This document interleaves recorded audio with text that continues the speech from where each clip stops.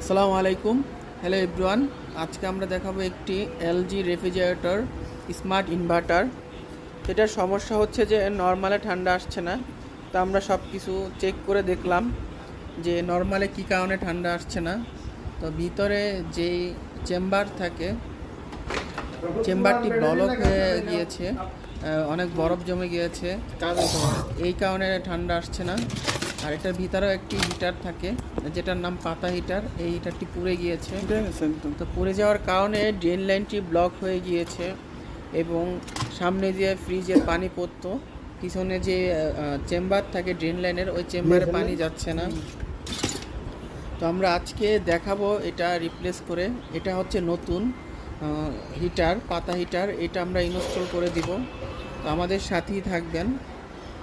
তো এটা আমরা ইনস্টল করে দিয়েছি ভিতরে, এখন কানেকশন করে দিব। এটা হলো ভিতরে এই যে ড্রেন লাইনের ছিদ্র, ওই ছিদ্রের মধ্যে আমরা হলো হিটার ঢুকিয়ে দিয়েছি।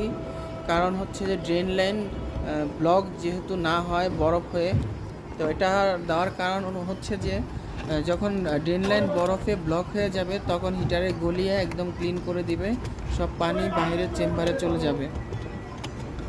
যদি এই ধরনের প্রবলেম আপনারা ফেস করেন যে নর্মালে ঠান্ডা আসছে না বা ড্রেন লাইন ব্লক হয়ে গিয়েছে, সামনে দিয়ে ফ্রিজের পানি পড়ে, অবশ্যই আমাদের সাথে যোগাযোগ করবেন। আমরা ইনশাল্লাহ চেষ্টা করব আপনাদেরকে হোম সার্ভিস দেওয়ার জন্য। তো এটি হচ্ছে ইনভার্টার ফ্রিজ এলজির। তো এটা হচ্ছে পুরাতনটা।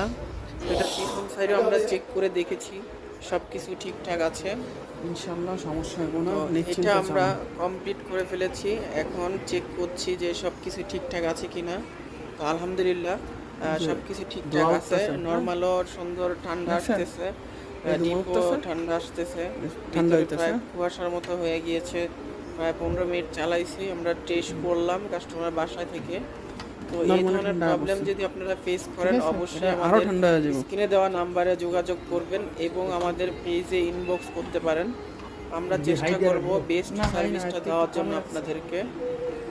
নর্মাল ধরনের ভিডিও পেতে অবশ্যই আমাদের পাশে থাকবেন এবং হলো আমাদের সার্ভিস নিয়ে আপনারা সন্তুষ্ট থাকবেন ইনশাআল্লাহ। আসসালামু আলাইকুম।